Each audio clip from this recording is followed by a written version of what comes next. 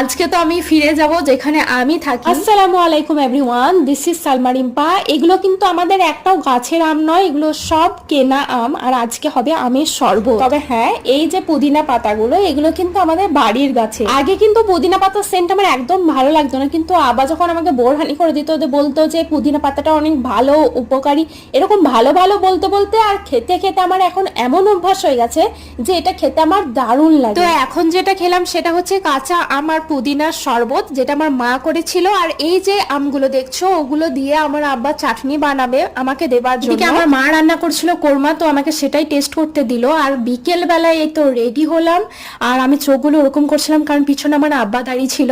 আর ওই যে দেখো আমার আব্বা মা দাঁড়িয়েছে, আমি এতটা রাস্তা চলে এসেছি তবুও এইদিকেই তাকিয়ে রয়েছে। এখন আমাদের গ্রামের রাস্তায় যাচ্ছি, মাঠ গাছ সবকিছু ছাড়িয়ে চলে এলাম আবার শহরের রাস্তায়। আর এখন আমার প্রচুর কাজ বাকি আছে। ওকে চলো, বাই।